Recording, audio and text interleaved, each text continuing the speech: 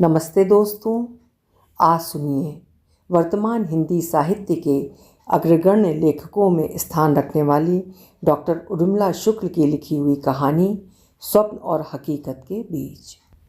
रहस्य रोमांच की ये कहानी बस्तर पर लिखी गई है। वही बस्तर जिसका अपना समाज है, अपनी मान्यताएं हैं और अपनी उनकी सांस्कृतिक विरासत है। बस्तर उनका अपना क्षेत्र था।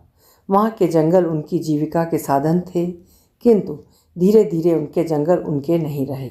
उनका जीवन का आधार छिन गया। तब शुरू हुआ युद्ध। युद्ध कभी शुभ नहीं होता, किंतु इसी किंतु के उत्तर की तलाश है ये कहानी। तो चलिए शुरू करते हैं कहानी। इस बार युवा उत्सव में गहमा गहमी कुछ ज़्यादा ही नज़र आ रही थी। अब की बार सारा परिसर युवाओं की चहक से भर उठा था। इस बार दूर दराज से भी कई टीमें आई थीं, इसलिए अब की प्रस्तुतियों में इतनी विविधता थी कि चयन करने में मुश्किलें आ रही थीं। वरना हर बार तो वही गिनी चुनी संस्थाएं होती थीं और होती थीं उनकी वही घिसी पिटी प्रस्तुतियाँ। हार कर हमें भी उन्हीं में से कुछ को चुनकर आगे भेजना पड़ता था। मगर इस बार ऐसा नहीं था। इस बार तो एक से बढ़कर एक प्रस्तुतियाँ थीं, और वो भी ऐसी कि लगता ही नहीं था कि वो नितांत नए कलाकारों की प्रस्तुतियाँ हैं।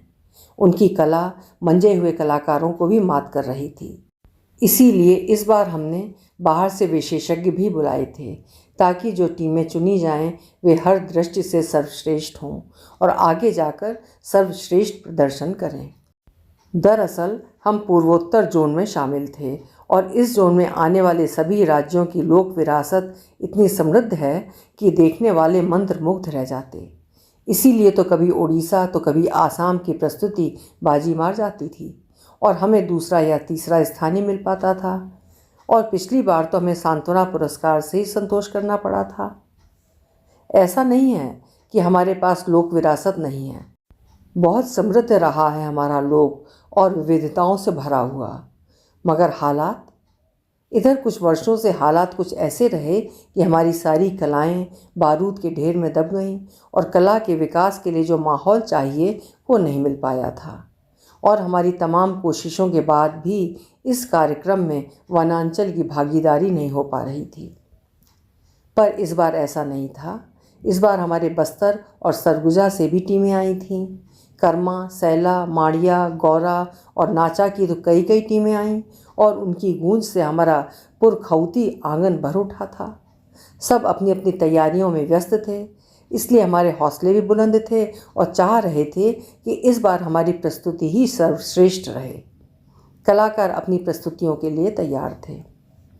मैं इस युवा उत्सव की संयोजक थी, सो सभी दलों को यही लग रहा था कि चयन में मेरी प्रमुख भूमिका रहेगी। इसीलिए वे मेरे इर्द गिर्द मंडरा रहे थे, और उनकी सोच सही भी थी।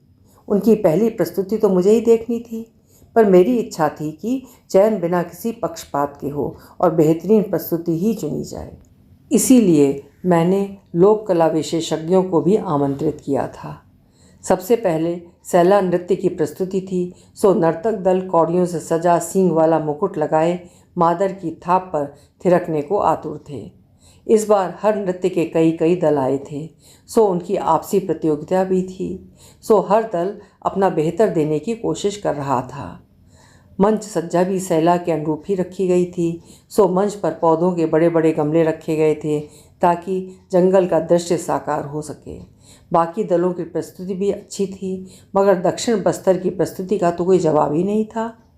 मादर पर थाप पड़ते ही नर्तक दल झूमते हुए मंच पर जा पहुंचा था और गोलाकार घूमते हुए ऐसा समा बांधा कि सब मंत्रमुग्ध से देखते ही रह गए।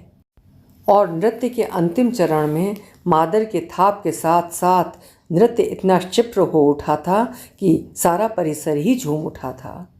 बड़ा ही रोमांचक क्षण था वो। लग रहा था जैसे सारा वनांचल ही मंच पर उतर आया हो। उसके बाद जवारा की प्रस्तुति थी। इस दल में लड़कियां ही अधिक थीं। घुटने से ऊपर लपेट कर पहनी हुई लाल साड़ी, खुले हुए बाल और सर पर रखी जवारा की टोकरी में जलती हुई जोत लिए लड़कियां जैसे ही मंच पर आईं, बैकग्राउंड में माता सेवा गीत बजने लगा था। मैया तोरे दरस, हाँ तोरे दरस हो माए। उनके आगे आगे कुछ लड़कियां बाल खोलकर झूपती हुई चल रही थीं। तभी एक लड़की आगे आई और तेजी से झूपने लगी थी। उसके बाल बंधे हुए थे, मगर उसके साथ चल रही लड़कियों ने उसे पकड़ लिया और उसके बाल खोल दिए। अब वो और तेजी से झूपने लगी थी। फिर एक युवक सामने आया जिसके बाल लड़कियों की तरह लंबे थे। उसने भी अपने बाल खोल रखे थे।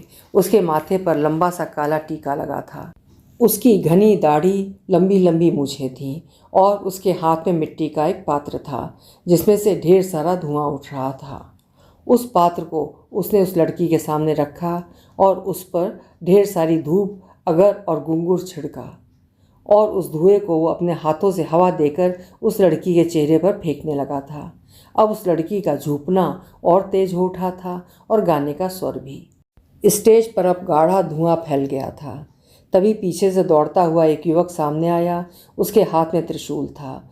वो उसे तेजी से घुमाते हुए उससे अपने शरीर पर वार करने लगा था, जिससे उसकी देह पर खून की लकीरें उभर आई थीं। इस तरह मंच पर नवरात्र का दृश्य उभर आया था। ये रायपुर के कलाकार थे। ये दोनों प्रस्तुतियां इतनी जीवंत थीं कि इनका आगे तक जाना तो तय ही था। अब सुआ नृत्य की बारी थी और लड़कियां एक टोकरी में अनाज भरकर उस पर मिट्टी का सुआ रखकर मंच पर आने ही वाली थीं कि तभी एक युवती आई और आकर हमसे कुछ दूरी पर ठिठक गई थी। उसने कौड़ियों का सेहरानुमा मुकुट पहन रखा था, जिसकी गिरती हुई झालरों से उसका चेहरा ढका हुआ था। उसके गले में एक तंबूरा था जिसमें कपड़े की गुड़िया लटक रही थी। उसकी कमर की गर्दन भी कौड़ियों से बनी थी और उसकी पैजन बबूल की फलियों से, जिससे उसके जरा से हिलने पर भी एक अलग सी रुनझुन उभर रही थी। चेहरे पर गिरती उन झलरों के कारण उसका चेहरा तो नज़र नहीं आ रहा था, पर उन कौड़ियों के बीच से उसकी आंखें ही नज़र आ रही थीं। मैंने देखा तो लगा जैसे वे आंखें कुछ अलग हैं, कुछ ज़्यादा काली और चमकीली। वो मुझे ही देख रही थी। सो उसे यूं अपनी ओर देखते देख मैंने पूछा उससे, कहो कुछ कहना है क्या? मगर वो कुछ बोली नहीं, बस देखती रही मुझे। फिर वो धीरे से पीछे मुड़ी और मंच के पीछे की ओर चली गई। मंच पर सुआ नृत्य का दल पहुंच चुका था, सो मैंने अपने को उधर केंद्रित करने की कोशिश की, मगर मन बार बार उस युवती की ओर ही जा रहा था। शायद उसे कुछ कहना होगा मुझसे, वरना यूं।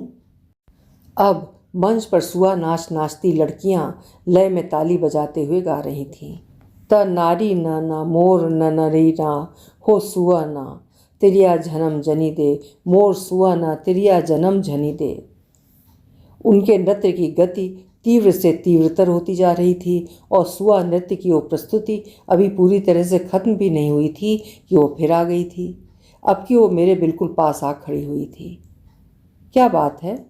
अगली प्रस्तुति तुम्हारी ही है क्या? कोई परेशानी? मैंने उसकी ओर देखा तो उसने हाथ से मंच की ओर इशारा किया। क्या बात है? मंच की कोई दिक्कत है क्या? सोहन सुनो, इसकी मदद कर दो, देखो तो जरा क्या परेशानी है इसे। कहकर मैंने मंच की व्यवस्था देख रहे लड़के को पुकारा ही था कि वो मेरे और करीब आ गई थी और उसने मेरा हाथ पकड़कर मुझे उठाने की कोशिश की और फिर मंच की ओर इशारा किया। तो मैंने उस इशारे की ओर देखने की कोशिश की, मगर वहाँ अतिशय भीड़ होने के कारण मुझे कुछ समझ ही नहीं आया और मैंने उसकी ओर देखा तो वो अभी भी मंच की ओर इशारा करके उधर चलने का आग्रह कर रही थी। मुझे लगा शायद वो गूंगी है और मुझसे मदद चाह रही है। सो आप लोग अगली प्रस्तुति देखिए, मैं उधर देख कर आती हूँ, मैंने विशेषज्ञों से निवेदन किया और चलो कहा और मैं उसके साथ चल पड़ी। वो मेरे आगे आगे चल रही थी, मगर वो मंच की ओर न जाकर उसके पीछे जा रही थी। मुझे लगा कि शायद वहाँ उसके साथी कलाकार होंगे, उन्हें मुझसे बात करनी होगी, सो मैं उसके पीछे चलने लगी थी। हम मंच के पीछे पहुँचे ही थे कि एकाएक उसने अपनी चाल धीमी कर दी और मैं उसके करीब आ गई थी। अब हम साथ साथ चल रहे थे। हम मंच से काफ़ी दूर आ गए थे, मगर दूर तक कहीं कोई नज़र नहीं आ रहा था। सो मैंने पूछना चाहा कि आखिर हम जा कहाँ रहे हैं। ये सोचकर मैंने जैसे ही उसकी ओर देखा तभी एक डग्गा आया और आकर हमारे सामने रुक गया। उस डग्गे का रंग आधा गेरुआ और आधा काला था। उसके सामने का हिस्सा शेर के मुंह की तरह था और उसके चारों ओर उसी तरह की कौड़ियों की लड़ियाँ लटक रही थीं जैसी उस युवती के उस सेहरानुमा मुकुट में थी। और जब तक मैं कुछ पूछ पाती, उस डग्गे का पिछला दरवाज़ा सरका और जाकर डग्गे की दाईं दीवार से सट गया। और मैं कुछ समझ पाती, इससे पहले मुझे किसी ने पीछे से पकड़ कर उठाया और डग्गे के भीतर डाल दिया। ये सब इतनी जल्दी में हुआ कि मैं विरोध में चिल्ला भी नहीं पाई। डग्गे में बहुत अंधेरा था, सो मुझे भीतर कुछ भी नज़र नहीं आ रहा था। मैंने पीछे पलट कर देखा कि आखिर वो युवती अब कहाँ है, पर तब तक तो डग्गे का दरवाज़ा बंद हो चुका था और मैं खड़ी खड़ी सोच रही थी कि अब क्या करूं मैं। तभी एक कुर्सी मेरे पीछे आई और फिर किसी ने मुझे पखोरे से पकड़कर उस कुर्सी पर बिठा दिया था। मुझे इस तरह बिठाने वाला कौन है और क्या चाहता है मुझसे? तो क्या मुझे अगवा कर लिया गया है? मगर किसने और क्यों किया है? मुझ जैसे को अगवा करके किसी को क्या फ़ायदा होगा भला? मैं ये सब सोच तो रही थी, पर मुझे कुछ समझ में नहीं आ रहा था कि आखिर हो क्या रहा है। अब मन में डर उतरने लगा था। फिर भी मैंने हिम्मत करके पूछा था, कौन है आप और मुझे इस तरह कहाँ ले जा रही हैं? पर मेरी बात का कोई जवाब नहीं मिला था और उस कुर्सी में मुझे कुछ ऐसे फिट कर दिया गया था कि मैं हिलडुल भी नहीं पा रही थी। लग रहा था जैसे मुझे नट बोल्ट से कस दिया गया हो। अब तो मुझे पक्का यकीन हो गया था कि मुझे अगवा ही किया गया है। पर किसने? क्या नक्सलियों ने? आजकल अपनी बातें मनवाने के लिए वे भी लोगों को अगवा करने लगे हैं। अभी कुछ दिन पहले ही तो एक कलेक्टर को अगवा कर लिया था उन्होंने। पर मुझे अगवा करके क्या मिलेगा उन्हें? मेरी तो कोई फिरौती भी नहीं देगा। तो क्या वो मुझे मार डालेंगे? मैं मौत से नहीं डरती। ये जुमला अक्सर उछालने वाली मैं ये सोचकर भीतर तक कांप उठी थी। तभी मुझे लगा जैसे कोई मेरी बगल में आ बैठा हो। मैं टोह रही थी कि आखिर वो कौन है। तभी डग्गे में गहरी लाल रोशनी उभरी और मैंने देखा मेरे आसपास कोई नहीं था, मगर फिर भी मुझे महसूस हो रहा था जैसे कोई तो है। और अब मैंने गौर किया, डग्गा बहुत लंबा और सकरा था, बिल्कुल सुरंग की तरह। फिर एक झटका सा लगा और मेरी कुर्सी आगे की ओर दौड़ पड़ी थी। और आश्चर्य ये कि वो डग्गा उसी तरह खड़ा था, स्थिर, और मेरी कुर्सी उस अंधेरे में दौड़ी चली जा रही थी। ये देखकर तो मेरी घघी ही बंद गई। सो मैंने मारे डर की अपनी आंखें बंद कर लीं और कुर्सी आगे आगे और आगे दौड़ी जा रही थी। बहुत देर बाद मैंने हिम्मत जुटाई और आंखें खोली तो दूर तक अंधेरा ही अंधेरा था। मैं उस अंधेरे में देखने की कोशिश करने लगी। बहुत देर तक तो मुझे कुछ नज़र नहीं आया। फिर दूर रोशनी के धब्बे से नज़र आने लगे। कुर्सी कुछ और आगे बढ़ी तो देखा वो मशालें थीं जो कुछ कुछ दूरी पर उस सुरंग के दोनों ओर लटक रही थीं। उन मशालों की रोशनी कुछ अलग थी, अब तक देखे गए रंगों से एकदम अलग। कौन सा रंग है ये? मैंने दिमाग पर जोर देना चाहा, तभी लगा जैसे किसी ने कुर्सी को दूसरी दिशा में घुमा दिया हो। अब तो सारा दृश्य ही बदल गया था। अब मेरी कुर्सी जंगल से होकर गुजर रही थी। जंगल मैंने पहले भी देखे थे, मगर ये तो अब तक देखे जंगल से बिल्कुल अलग था। अब मेरा भय आश्चर्य में घुलने लगा था। इसके पेड़ पौधे भी एकदम ही अलग थे और उन पर झूलती लताएं, फूलों से लदी लताएं ज़मीन को छूती हुई सी लटक रही थीं। तरह तरह के फूलों से भरी थीं वे, पर उन सभी फूलों की खुशबू एक थी और वो थी लोबान की खुशबू। लोबान की खुशबू, वो भी इन सभी फूलों में। मैं ये नहीं जानती थी कि लोबान किससे बनती है, पर मैं इतना ज़रूर जानती थी कि ये इतनी इफ़रात नहीं होती है। फिर लोबान तो जलने के बाद ही खुशबू देती है, उसका धुआं ही तो खुशबू देता है, मगर यहाँ तो सारा जंगल ही लोबान में हो रहा था। और जब मेरी कुर्सी किसी लता से टकराती हुई आगे बढ़ती तो ये खुशबू और भी गहरा जाती और फिर थोड़ा पीछे हटकर वो कुर्सी को रास्ता दे देती। मैंने देखा अब जंगल में ना तो अंधेरा था और ना ही उजाला। एक उजास भरा झुटपुटा सा फैला था वहाँ। मुझे समझ नहीं आया कि वो उजास दिन की है या रात की। मुझे याद आया जब मुझे डग्गे में धकेला गया था तब तो दोपहर थी, यही कोई 2-2:30 का समय रहा होगा। और सुरंग भी तो बहुत लंबी थी, इतनी लंबी कि इतनी तेज़ दौड़ने वाली मेरी इस कुर्सी को भी उसे पार करने में 5-6 घंटे तो लगे ही होंगे। उस हिसाब से तो अब रात होनी चाहिए, मगर ये उजास, तो क्या रात बीत रही है और अब भोर हो रही है? मगर भोर में तो हवा चलती है, ठंडी और शीतल हवा। वहाँ हमारे उस शहर में भी, जहाँ पेड़ों के नामों निशान तक नहीं बचे। हमारा शहर पहले ऐसा नहीं था, पर इधर कुछ दिनों से उसने इतना विकास किया था कि सड़कें तो 4 से 6 लेन हो गईं, मगर पेड़ पेड़ शहीद हो गए। वैसे ही जैसे देश के लिए शहीद होते हैं हमारे गांव और हमारे जंगल। तभी तो जंगल में रहने वाले मजबूर हुए हथियार उठाने को। हथियार की याद आते ही मन एक बार फिर दहल गया। क्या मुझे भी उन्होंने ही अगवा किया? नहीं नहीं, वो मुझे क्यों अगवा करेंगे? मैंने तो कभी उनका विरोध नहीं किया, बल्कि मैंने तो अपने हर लेख में उनका समर्थन ही किया है। हाँ, समर्थन तो किया है, मगर आधे अधूरे मन से, सिर्फ दिखाने के लिए। कभी खुलकर हमारे साथ आई? ये एक स्त्री स्वर था जिसे सुनकर मैं चौंक उठी थी। ये कौन है जो मेरे मन में बैठकर मेरे मन की बात जान लेती है? क्या वही जो मुझे मंच के पीछे लाई थी? पर वो तो और कौन हो सकता है? आप कौन हैं? कहकर मैंने आवाज़ की दिशा में देखा, पर मुझे कोई नज़र नहीं आया। अब तक के सफ़र में मैं अकेली थी, नितांत अकेली। कोई नहीं था मेरे साथ। फिर ये आवाज़, क्या कोई आत्मा? ये सोचकर मेरे रोंगटे खड़े हो गए थे और अब तक सुंदर लगने वाला सीन मैं सोच रही थी। फिर मुझे याद आया कुर्सी के चलने का पहले का वो एहसास। तो जंगल अब भयावह लगने लगा था।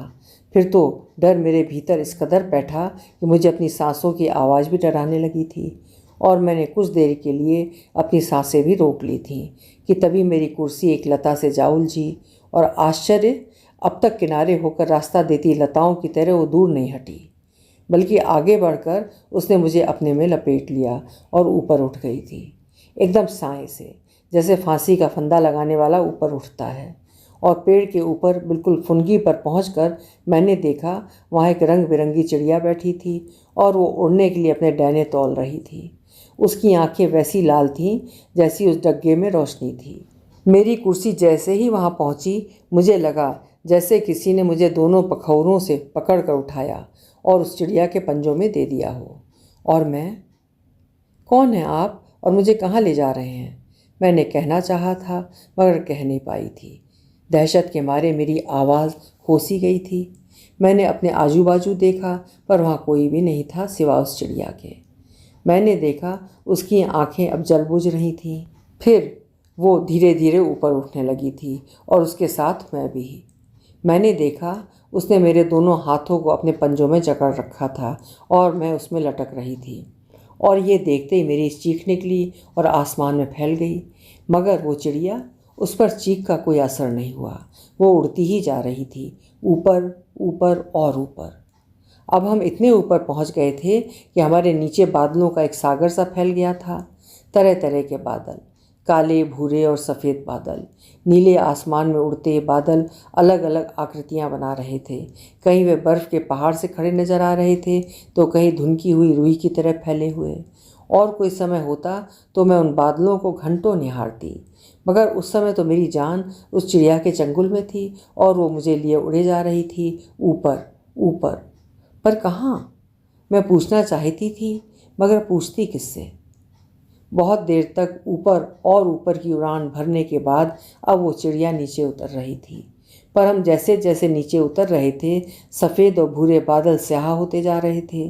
धीरे धीरे वे इतने स्याह हो गए कि अब मुझे कुछ नहीं नज़र आ रहा था। पर वो चिड़िया उस अंधेरे में धंसती ही जा रही थी। मैं चकित थी। रोशनी का एक कतरा भी नहीं था वहाँ, मगर वो ऐसे उड़ी चली जा रही थी मानो उसे सब दिखाई दे रहा हो। बहुत देर तक वो उस अंधेरे में सीधी उड़ती रही, फिर और नीचे उतरने लगी। अब वो लगातार नीचे उतरती जा रही थी। अब हम बहुत नीचे आ गए थे। मैंने देखा दूर रोशनी के कतरे से चमक रहे थे। अब हम उसी ओर बढ़ रहे थे। जैसे जैसे हम उसके करीब जा रहे थे, रोशनी के कतरे बढ़ते जा रहे थे। और फिर मैंने देखा वहाँ आग लगी हुई थी। सारा जंगल धूं धूं कर जल रहा था और वो चिड़िया उधर ही बढ़ी चली जा रही थी। अब हम उस जलते हुए जंगल के करीब जा पहुँचे थे, इतने करीब कि अब उसकी आँच मुझे छूने लगी थी। और सुनो, अब और आगे मत बढ़ो, हम जल जाएंगे। मैं डर से चीख सी उठी थी। क्यों, इतनी सी आँच तुमसे सही नहीं जा रही है? और हम जो इतने सालों से इसी आग में जलते आ रहे हैं, वो कुछ भी नहीं? इस पूरे सफ़र में पहली बार किसी ने मेरी बात का जवाब दिया था। ये एक पुरुष की आवाज़ थी जो मुझे अपने दाईं ओर से आती प्रतीत हुई थी। सो मैंने उधर देखा, मगर उधर कोई नहीं था। मैंने बाईं ओर देखा, शायद वो, मगर उधर भी आग दहक रही थी। वहाँ चारों तरफ आग ही आग थी। कौन कौन है आप? पर कोई उत्तर नहीं आया था, मगर मुझे लगा कोई मेरी दाईं ओर मौजूद है और अब वो मेरे साथ साथ उड़ रहा है। पर कौन है वो? कहीं सचमुच कोई? और मेरा सोया डर फिर जाग गया था। कहीं कोई, मैंने ये सोचा ही था कि क्या सोच रही हैं? यही ना कि मैं कोई अतिमानवी? ना ना, मानवी नहीं। हमें तो तुम लोगों ने मनुष्य तो कभी माना ही नहीं। सो यही सोच रही हैं ना कि मैं कोई राक्षसी शक्ति हूँ। दरअसल जो भी तुम्हारे जैसा नहीं था उसे तुमने राक्षसी मान लिया, और सिर्फ माना ही नहीं, राक्षस बना भी दिया। अब हमें ही लो ना, हम तुमसे अलग थे, एकदम ही अलग। हमारी अपनी अलग दुनिया थी, हम खुश थे अपनी दुनिया में। फिर तुम आए और तुमने हमें एहसास कराया कि हम तुमसे कमतर हैं और हमें तुम्हारे जैसा होना चाहिए। वो क्या कहते थे तुम लोग? हाँ, वो मुख्य धारा। तो मुख्य धारा में जोड़ने आए तुम और हमारा सब कुछ छीन लिया। पर मैं तुम्हें बता दूं, हम तुमसे बेहतर थे, बहुत बेहतर। पर तुमसे ये सहा नहीं गया और तुमने हमारी सारी खुशियाँ छीन ली और हमें मजबूर कर दिया कि हम यूं। ये किसी स्त्री का स्वर था। अभी अभी तो किसी पुरुष की आवाज़ थी, अब ये स्त्री स्वर। कौन है ये? और ये आवाज़ किसकी है? ये आवाज़ सोच सोच कर मैं परेशान हो उठी। अब आँच और तेज हो चली थी, इतनी कि लगा जैसे मेरी चमड़ी चटक ही जाएगी। और रुक जाओ, भगवान के लिए दया करो मुझ पे, हम जल जाएंगे। कहते हुए उस आवाज़ की दिशा में देखा मैंने। कुछ देर तक तो कुछ नहीं हुआ, ना वो आवाज़ आई और ना ही वो चिड़िया रुकी। अब मैं आग में झुलसने लगी थी। मुझे लगा कि वो मुझे जलाकर मार देगी। पर तुम्हें जलाना मेरा लक्ष्य नहीं। मैं ये भी जानती हूँ कि तुम हमारी दुश्मन नहीं, सहयोगी हो। मैं तो तुम्हें सिर्फ ये एहसास कराना चाहती थी कि कल्पना और हकीकत में क्या फ़र्क है। इसीलिए पहले मैं तुम्हें वहाँ ले गई जो तुम्हारी कल्पना का जंगल था, सुंदर और सुहावना। फिर मैं तुम्हें यहाँ लाई ताकि तुम महसूस कर सको कि तुम लोगों ने क्या किया है हमारे साथ। ये जलते जंगल जिसकी जरा सी आँच भी तुमसे सही नहीं जा रही है, हम वर्षों से जल रहे हैं इसमें। और ये तो कुछ भी नहीं, और भी बहुत कुछ दिखाना है तुम्हें। तुम औरों की तरह नहीं हो, इसीलिए हम चाहते हैं कि तुम अपनी आँखों से सब देख लो। कहकर वो आवाज़ चुप हो गई। मुझे लगा जैसे किसी ने मुझ पर कोई ठंडा आवरण डाल दिया हो और फिर पकड़कर मुझे उसी कुर्सी पर बिठा दिया गया था। चिड़िया अभी भी लपटों के बीच से गुजर रही थी, मगर अब वो लपटें शीतल हो उठी थीं। बहुत देर तक हम उन लपटों के बीच से गुजरते रहे। फिर चिड़िया नीचे उतरने लगी थी। नीचे नीचे और नीचे उतरती वो चिड़िया अब एक घाटी में जा पहुंची थी। वो घाटी इतनी सकरी थी, चिड़िया को उड़ने में मुश्किल हो रही थी। दोनों ओर ऊंचे ऊंचे पहाड़ थे, मगर एकदम सूखे और वीरान। कभी अपने वनों के लिए पहचाने जाने वाले इस इलाके में हरियाली का नामो निशान तक नहीं था, और घाटी इतनी गहरी थी कि नीचे कुछ भी नज़र नहीं आ रहा था। पर चिड़िया उसमें समाती ही चली जा रही थी। फिर कुछ और नीचे उतरने के बाद घाटी की निचली सतह पर एक लालिमा सी उभर आई थी, और जब हम कुछ और नीचे आए तो मेरा मन धक से ही रह गया। नीचे एक नदी थी, मगर उसमें पानी नहीं, खून बह रहा था। बड़ी रफ्तार से बहता खून उछल उछल कर पत्थरों से टकराता हुआ बहता जा रहा था। पर उसे देखकर मुझे डर नहीं लगा था, दुख हुआ था, और मैं उसे देख रही थी निर्निमेष। और उफ, ये खून! यहाँ निर्दोषों का इतना खून कि ये नदी भी! मैं ये सोच ही रही थी कि हाँ, ठीक सोच रही हो तुम। हमारी नदियों में पानी नहीं, खून ही बहता है, हमारा खून। सारा पानी तो तुम लोगों ने बेच लिया है। इंद्रावती का नाम तो सुना ही होगा। ये इंद्रावती है जो कभी हमारा जीवन थी, मगर आज, आवाज़ ने कहा, मगर अब वो कुछ सहज थी, उसमें पहले सी तलखी नहीं थी। सचमुच बहुत खून बहा है तुम लोगों का, इतना खून कि ये नदी तक। पर अब ये खून नहीं बहना चाहिए, रोकना होगा इसे, मैंने कहा। मुझे मालूम था कि यही कहोगी तुम। कितना आसान है ना ये सब कहना। तुमको क्या लगता है हम नहीं चाहते कि ये खूनी संघर्ष रुके? पर संघर्ष का स्विच नहीं होता कि हाथ बढ़ाओ और स्विच ऑफ। अब उसकी आवाज़ फिर तल्ख हो उठी थी। मैं जानती हूँ ये आसान नहीं है, मगर कोशिश तो करनी ही होगी। इस विनाश से कुछ भी तो हासिल नहीं होगा। पर कैसे? अब तो हम पीछे भी नहीं लौट सकते। उसकी आवाज़ में बेबसी थी। ना, पीछे नहीं लौटना है, हमें आगे बढ़ना है, इस खूनी संघर्ष से आगे और आगे। पर कैसे? हमारी सारी राहें तो रौंद दी गई हैं। एक राह अभी भी है, सत्ता।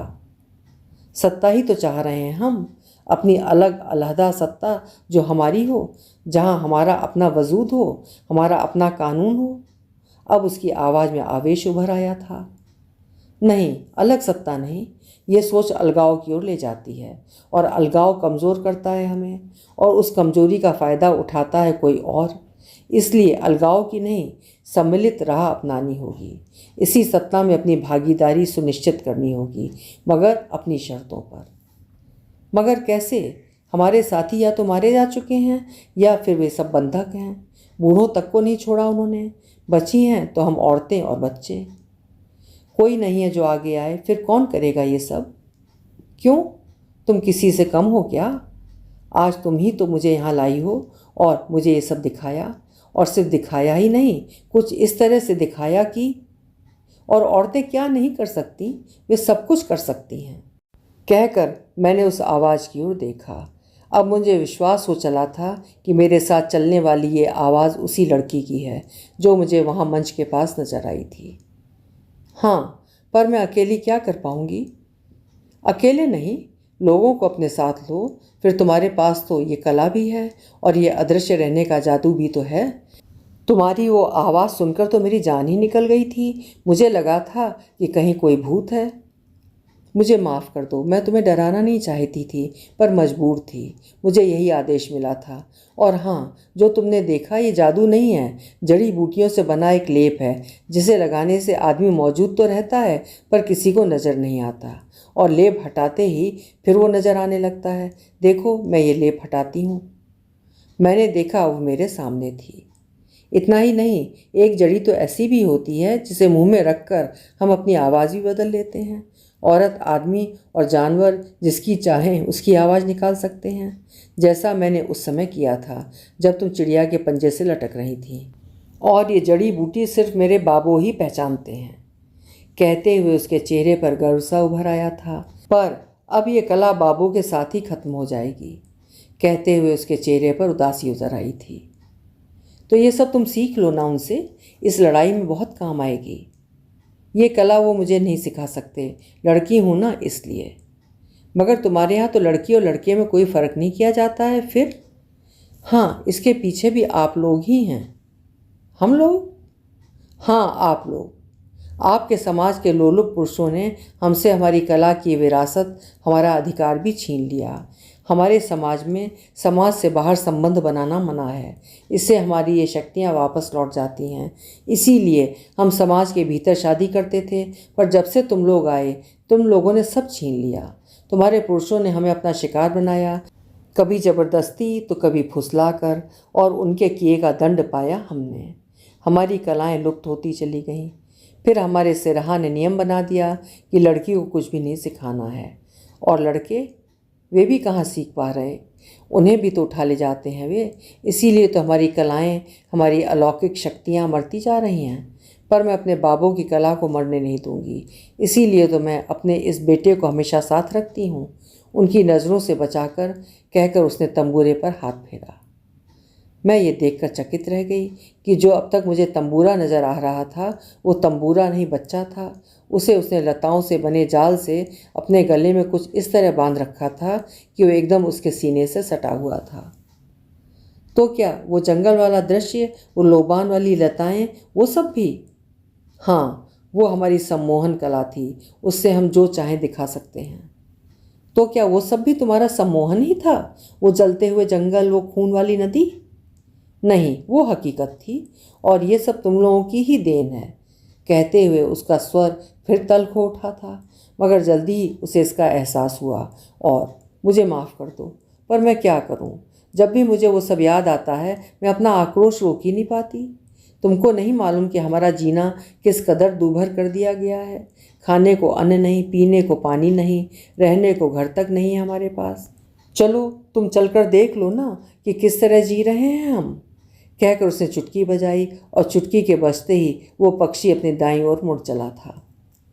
अब हम उस घाटी को पार कर एक पठारी पर जा पहुँचे थे, मगर वो पठारी पूरी तरह से सूनी थी। लाल मुरुम की उस पठारी पर कोई नहीं था, ना कोई मनुष्य और ना ही कोई जीव जंतु। उसे देखकर लग ही नहीं रहा था कि वहाँ कोई रहता भी होगा, मगर वो चिड़िया वहीं उतरी थी और अपने पंजे खोलकर मेरी कुर्सी को उस पठारी पर छोड़कर उड़ गई थी। और मैं अचकचाई सी देख रही थी उस पठारी को, जहाँ एक अजीब सा सन्नाटा पसरा हुआ था। मुझे डर सा लगा था। मेरे मन में आया कि उस चिड़िया को आवाज़ दूँ, कहूँ कि मुझे ऐसे छोड़ कर न जाए, और मैंने उसे आवाज़ दी, सुनो। मगर ये क्या, मेरे होंठ तो हिले मगर आवाज़ तो निकली ही नहीं। तो क्या मेरी आवाज़ चली गई? मैंने इधर उधर देखा, मुझे कोई भी नज़र नहीं आया। वो लड़की भी न जाने कहाँ गई। कम से कम वो मन की बात तो जान लेती थी, सोचा मैंने। वहाँ खड़े खड़े बहुत देर हो चुकी थी, मेरे पैर भी दुखने लगे थे। हे भगवान, अब क्या होगा? मैंने सोचा ही था कि अरे, आज तुझे भगवान याद आ गए। वैसे तो तू बड़ी नास्तिक बनी फिरती है, भगवान को हमेशा गरियाती रहती है। ये एक पुरुष की आवाज़ थी। मैं उस भगवान को याद नहीं कर रही जो मंदिरों में रहता है और जिससे मुझे तमाम शिकायतें हैं। मैं तो उस भगवान को याद कर रही हूँ जो मेरे भीतर है, जो मेरी शक्ति है। कहते हुए मुझे अपनी आवाज़ सुनाई दी। मैं फिर चकित हो उठी थी। अब मेरी आवाज़ लौट आई थी। पर यहाँ तेरी कोई शक्ति काम नहीं आएगी। अब तू हमारे इलाके में आ गई है। अब तेरी सारी इंद्रियों पर हमारा अधिकार है। अब हम चाहेंगे तभी तू देख, सुन और बोल पाएगी। कहते हुए वो आवाज़ और तल्ख हो उठी थी। फिर कुछ ही देर में वो लड़की भी आ गई थी। आकर उसने उनसे अपनी भाषा में कुछ कहा था, शायद मेरे बारे में बताया था। अब वो आवाज़ शांत हो गई। फिर उसने चुटकी बजाई थी और उसकी चुटकी की आवाज़ सुनते ही पेड़ों में से एक सरसराहट सी हुई और मैंने देखा कि उन पेड़ों पर युवतियाँ थीं जो अब नीचे उतर रही थीं। उनके हाथों में बंदूकें थीं और कुछ की पीठ पर बच्चे भी बंधे हुए थे। वे पेड़ों से उतरकर मेरे इर्द गिर्द गोला बनाकर खड़ी हो गई थीं। मैंने देखा अब मैं उनके घेरे में थी।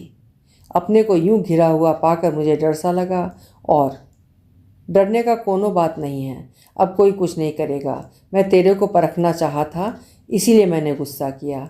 हम ही तो तेरे को यहाँ बुलाया कि तू सब अपना आँख से देख ले। कहते हुए आवाज़ अब सहज हो उठी थी और वो मेरे करीब से आती प्रतीत हुई थी।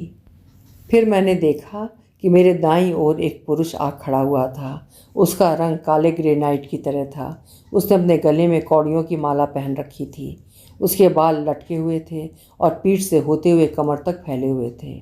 उसकी आंखें छोटी पर चमकीली थीं, बिल्कुल उस लड़की की तरह। उसके शरीर के ऊपरी भाग में कोई वस्त्र नहीं और कमर से कौड़ियों और मोर पंखों से बनी एक झालर सी बंधी हुई थी, और उसके पैरों के नाखून बहुत लंबे थे, इतने कि उन्हें उसने मोड़कर एक लता से बांध रखा था। उसके हाथों के पंजे भी सामान्य से काफ़ी बड़े थे। उसके हाथों में कौड़ियों की पहुँची बंधी थी। अगर मैंने उन्हें औचक ही कहीं देख लिया होता तो ज़रूर डर जाती, पर तभी वो युवती मेरे पास आई और ये बाबू हैं और ये सब हमारे संगी, कहकर उसने उन युवतियों की ओर इशारा किया। तब मैंने गौर किया, उन युवतियों के पैरों के नाखून भी उसी तरह बड़े बड़े थे और वे भी उसी तरह मोड़ कर बांधे गए थे, और उनके भी शरीर के ऊपरी भाग में कोई वस्त्र नहीं था, मगर उन्होंने कौड़ियों के ढेर सारी मालाएं जरूर पहन रखी थीं, जिससे उनकी देह ढक गई थी। उनकी कमर से कौड़ियों की झालर लटक रही थी, मगर उन्होंने अपनी कमर में लुंगी नुमा कपड़ा भी लपेट रखा था। युवतियों की उम्र 15 से 20 वर्ष के बीच थी। उनकी नज़रें मुझ पर टिकी हुई थीं, मगर उनमें अब आशंका की कोई छाया नहीं थी। बहुत देर तक खामोशी पसरी रही। फिर उसी लड़की ने बात शुरू की। तुम एक लेखिका हो और औरतों की पक्षधर भी। तुम जो लिखती हो वो बहुत से लोगों तक जाता है। अब तो तुमने देख भी लिया है कि सच्चाई क्या है, तो हम चाहते हैं कि तुम हमारे साथ आओ और हमारे लिए लिखो।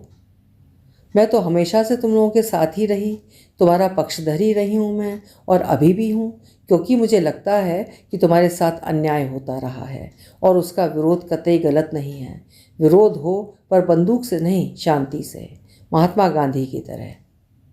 तुम लेखक लोग भी ना शांति शांति का राग गाते रहते हो, पर शांति से कुछ ना होता। खाली शांति से तो तुम्हारा गांधी भी नहीं जीतता। वो तो सुभाष बाबू ने, चंद्रशेखर ने और कितना कितना लोग था, वो सब लोग बंदूक नाय चलाता तो अंग्रेज देश छोड़ता? नाय कभी नाय छोड़ता। हमको भी ये खून खराबा नहीं मांगता, पर क्या करें, और कोई उपाय भी तो नहीं छोड़ा तुम लोगों ने। कहकर एक युवती ने सीधे मेरी आंखों में देखा तो मैं कुछ देर तो कुछ कह ही नहीं पाई, बस उसकी आंखों को देखती रह गई जहाँ अब लपटें उठ रही थीं, बिल्कुल उसी जंगल की तरह। मैं चुप थी, सच्चाई को नकारा भी तो नहीं जा सकता था। कुछ देर की खामोशी के बाद उसने फिर कहा, कोई नहीं चाहता कि वो ऐसी राह चुने, पर जब उसे मजबूर कर दिया जाए, उसके लिए और कोई राह छोड़ी ही ना जाए, तब? मुझसे क्या चाहती हो तुम? मैंने पूछा था उससे। यही कि तुम इस नाच गान के साथ साथ हमारे मुद्दे भी उठाओ, ताकि बाहरी दुनिया हमारी मजबूरियों को समझे और हमारा साथ दे। उस लड़की ने कहा तो सबने हो करके समर्थन किया। ठीक है, मैं तुम्हारी आवाज़ उठाऊंगी, मेरी कलम तुम्हारे साथ होगी, मगर असली लड़ाई तो तुम्हें खुद ही लड़नी होगी। अब कई मोर्चे एक साथ संभालने होंगे तुम्हें। वो कैसे? अब फिर वही लड़की सामने आ गई थी जो मुझे यहाँ लेकर आई थी। सबसे पहले तो एक ऐसा नृत्य तैयार करना होगा जिसमें नृत्य के साथ साथ और सारी कलाएं तो शामिल हों ही, साथ ही तुम्हारा शोषण और तुम्हारी पीड़ा भी उजागर हो, और अंत में उस शोषण की खिलाफत हो, जिससे लगे कि हथियार उठाना मजबूरी थी तुम्हारी। नाच गान तो हम जानते हैं, वो तो कर लेंगे हम, पर ये नाटक और वो शोषण और पीड़ा, ये सब कैसे होगा? होगा, और बहुत आसानी से होगा। तुम्हें तो चेहरा और आवाज़ बदलने की कला आती है ना, उसी का सहारा लेकर हम नाटक में उनका असली चेहरा सामने लाएंगे। हमें कामयाबी ज़रूर मिलेगी। मेरी ये बात सुनकर सबके चेहरे खिल उठे थे। फिर वे सब पूरी मेहनत से जुट गई थीं और उन्होंने अपने उस नृत्य नाटिका में जंगल के शोषण को कुछ इस तरह से प्रस्तुत किया कि शोषकों का असली चेहरा उजागर हो गया था। चलो अब मुझे वहीं छोड़ कर आओ जहाँ से मुझे अगवा किया था, कहकर मैंने उसकी ओर देखा तो वो कुछ झेंप सी गई। नहीं दीदी, वो तो, कहते हुए उसकी झेंप उसके चेहरे पर भी उतर आई थी। कोई बात नहीं, बल्कि ये अच्छा ही हुआ, मुझे सच्चाई तो मालूम हुई, नहीं तो मैं भी औरों की तरह यही सोचती कि तुम लोग ही। कहकर मैंने उसकी ओर देखा तो उसकी आंखें छलछला आई थीं। नहीं, बहादुर लोग रोते नहीं, और तुम तो बहुत बहादुर हो, कहकर मैंने उसके आंसू पोंछ दिए। और मैंने तुम्हारा नाम तो पूछा ही नहीं, क्या नाम है तुम्हारा? जोगिया। बहुत ही अच्छा नाम है। अच्छा जोगिया, अब चलो, मुझे छोड़ाओ, सब मेरी राह देख रहे होंगे। कहकर मैं चलने को हुई तो उसने मेरा हाथ पकड़ लिया। ऐसे कैसे लौट जाएगी? कहकर उसने अपने पिता से अपनी भाषा में कुछ कहा, और जवाब में हो काय नहीं, आज तो आनंदम मनाने का दिन है, कहते हुए उनके चेहरे पर खुशी झलक उठी थी। चलो तुम लोग आनंदम की तैयारी करो, जोगिया ने युवतियों से कहा तो वे तत्काल अपने अपने काम से जा लगीं। उन्हें शायद मालूम था कि उन्हें कौन सा काम करना है। कुछ युवतियां जंगल की ओर चल पड़ीं तो कुछ पेड़ पर चढ़ने लगीं। तब मैंने देखा पेड़ों पर घर बने हुए थे। उन्होंने इतनी जल्दी सारा इंतज़ाम कर लिया था कि मैं तो चकित ही रह गई थी। जंगल से साग भाजी, तरह तरह के कंद और लकड़ियाँ आ गई थीं। ज़मीन में गड्ढा खोद कर चूल्हे बना दिए गए थे और अब उन पर खाना पकने लगा था। कुछ युवतियाँ अपनी पारंपरिक वेशभूषा में सज रही थीं। उनका कलगीदार जूड़ा बहुत ही आकर्षक लग रहा था। अब तक और भी बहुत से लोग आ गए थे, पर उनमें औरतें ही अधिक थीं। पर इतने सारे लोगों में गिनती के 4 पुरुष ही थे। वो भी इतने बूढ़े थे कि उन्हें सहारा देकर लाया गया था। मुझे उनकी ओर देखता पाकर जोगिया मेरे पास आ गई थी। उसने मुझसे कुछ नहीं कहा था, पर मुझे लगा जैसे वो कह रही हो, देखा ना, मैंने गलत तो नहीं कहा था। तभी कुछ युवतियां हमें खाने के लिए बुलाने आ गई थीं। खाना लग चुका था। उसकी खुशबू से मेरी भूख भी तेज उठी थी। लकड़ी के फट्टे के दोनों ओर पत्थर लगाकर उसे बेंच बनाया गया था। उस बेंच पर बड़े बड़े दोनों में, एक में साग, दूसरे में करील की रसदार सब्जी और तीसरे दोने में गर्मा गर्म भात रखा था। वहाँ से कुछ दूरी पर वैसी दूसरी बेंच पर मुर्गे का सालन भी था और उसी के पास रखी थी महुए की ताज़ी शराब। सबसे पहले मुझे खाना परोसा गया। परसा के पत्ते पर भात, साग और दोने में करील की सब्जी। बहुत स्वादिष्ट था वो साग भात। मैंने देखा उनके बीच खाने से पहले शराब का दौर चल पड़ा था। लोग दोने भर भर कर शराब पी रहे थे। खाने पीने के बाद नृत्य की बारी आई। ऐसा ककसारी नृत्य मैंने पहले कभी नहीं देखा था। शुरू में नृत्य तो कुछ लोगों ने शुरू किया था, पर देखते ही देखते सारे लोग ही उसमें शामिल हो गए थे और मुझे लगा सचमुच ये तो सचमुच का आनंदम है। पहले ऐसा ही तो रहा होगा इनका जीवन, मगर अब नहीं। किसी को ये हक नहीं है कि इनसे इनके जीने का अधिकार छीन ले। ये अधिकार तो मिलना ही चाहिए। मैं सोच ही रही थी कि कुछ युवतियाँ आईं और मुझे अपने साथ ले गईं, पर मुझे नाच तो आता ही नहीं था। सोए मुझे घेरे में लेकर मेरे इर्द गिर्द नाचती रहीं। नृत्य देर तक चलता रहा। मैंने घड़ी देखी, उसमें 2 ही बजे थे। फिर मैंने आकाश की ओर देखा, पर मुझे समय का कोई अंदाज़ा नहीं हुआ। जोगिया मुझे देख रही थी शायद। सो जाने की फ़िक्र हो रही है ना? तुम फिक्र मत करो, मैं है ना। और उसने आवाज़ दी, सुनो लड़की लोग, इधर आओ, देखो दीदी जा रही है। और उसकी आवाज़ सुनते ही सब युवतियाँ आ गई थीं। उनमें से एक ने जोगिया से कुछ कहा, शायद मुझे रोकने के विषय में। तभी तो जोगिया ने उदास स्वर में कहा था, नाय रे दीदी, यहाँ नाय रुक सकता रे। कहते हुए उसके स्वर में उदासी उतर आई थी। और फिर उसने मेरा हाथ अपने हाथों में लिया और कहा, चलो अब मैं तुमको पहुँचा देती हूँ। और उसने पठारी से छलांग लगा दी थी। अब हम लगभग उड़ते हुए से लौट रहे थे।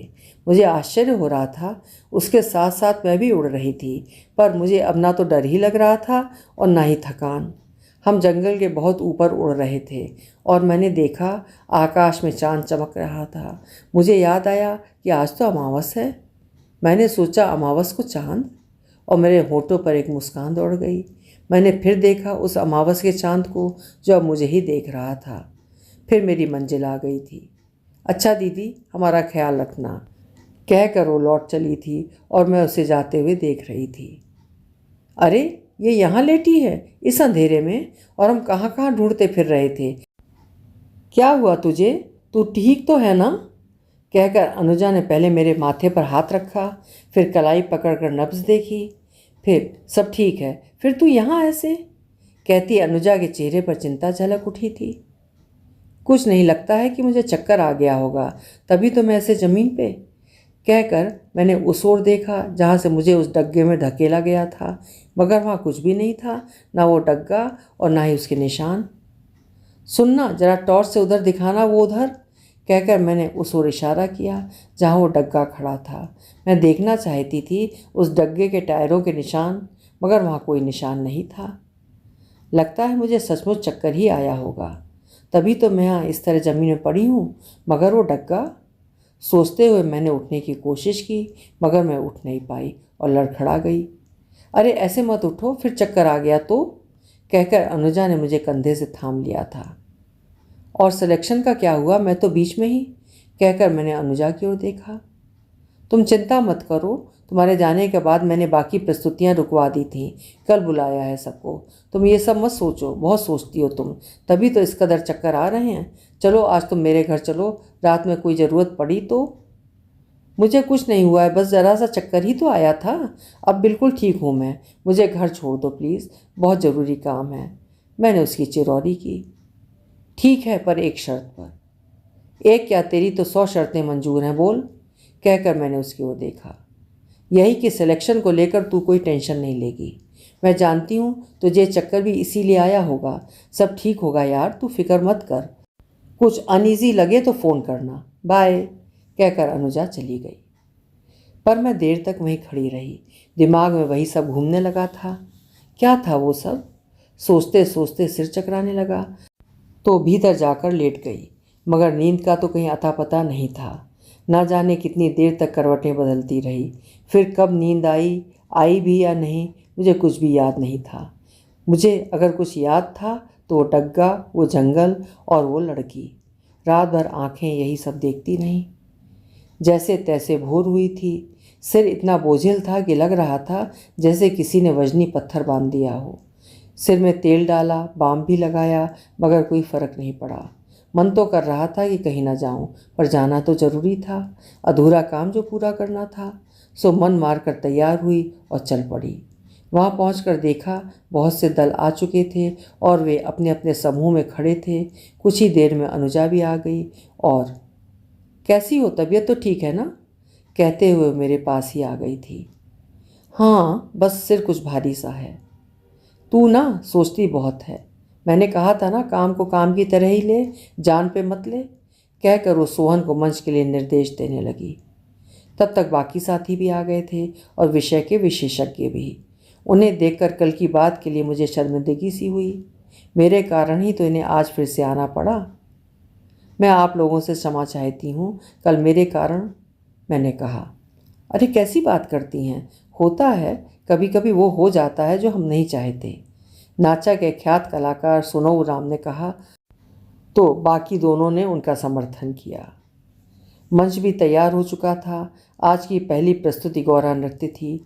पटरे पर गौरा गौरी की मूर्तियां लिए दो लड़कियां आगे आगे चल रही थीं और उनके पीछे लड़कियों और औरतों का समूह था। पर्दे के पीछे से गौरा गीत का रिकॉर्ड चल रहा था। फिर नृत्य करती हुई दो लड़कियां सामने आईं।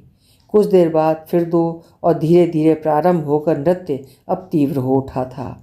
हाथ में लेजिम और खंजरी लिए वे गोलाकार घूमते हुए नृत्य कर रही थीं। फिर नृत्य में कुछ लड़के भी शामिल हो गए थे। उनके हाथों में पैरा से बनी गीली रस्सी थी, जिसे घुमाकर वे अपनी देह पर साँटा ले रहे थे। अब मंच पर गौरा विसर्जन का दृश्य पूरी तरह से साकार हो उठा था। फिर राउत नाच ने अपना समा बांध दिया था। ये बहुत अच्छी और जानदार प्रस्तुति थी। अंतिम प्रस्तुति ही शेष थी और उस प्रस्तुति के पहले उद्घोषक की मधुर वाणी गूंज उठी थी। अब आपके समक्ष प्रस्तुत है वो नृत्य जो आपको एक ऐसे लोक में ले जाएगा जिसकी आपने कल्पना भी नहीं की होगी। तो आइए इन कलाकारों के साथ हम सब उनकी दुनिया में चलें, जहाँ स्वप्न भी है और हकीकत भी। और मैंने देखा वह अंतिम नृत्य वही थी, हूबहू वही जिसे कल मैंने वहाँ उस जंगल में तैयार करवाया था। जलते हुए जंगल, वो खून भरी नदी, फिर उनका वो आक्रोश और चेहरे और आवाज़ का बदलना, सब कुछ तो वही था। और अंत में तो वही लड़कियाँ खड़ी हुई थी मंच पे, बिल्कुल वही वेशभूषा, वही कलगी वाला जूड़ा, उसके गले में वैसी ही कौड़ी की मालाएं और वही तंबूरा। मुझे याद आया वो तंबूरा नहीं, उसका बच्चा है, जिसे वो हमेशा अपने सीने से लगाए रखती है। आज भी उसके एक हाथ में धनुष बाण और दूसरे में बंदूक थी, और वो मंच पर सबसे आगे खड़ी थी। मैंने देखा उसकी आंखें आज कुछ और चमकीली हो उठी थीं। मैं अचकचाई सी सब देख रही थी कि ये मेरा स्वप्न है या हकीकत, और उसका वो बच्चा, वो मुझे देखकर हंस रहा था। अभी आप सुन रहे थे उर्मिला शुक्ल जी की लिखी हुई कहानी स्वप्न और हकीकत के बीच। कथा देश पत्रिका के रहस्य रोमांच विशेषांक 2017 की पुरस्कृत कहानी है ये। आशा है कहानी आपको अच्छी लगी होगी। अगर अच्छी लगी हो तो कहानी को लाइक और शेयर करिएगा, और चैनल अभी तक सब्सक्राइब ना किया हो या चैनल पर पहली बार आए हों तो चैनल भी सब्सक्राइब कर लीजिएगा। कल फिर मिलेंगे। नमस्कार।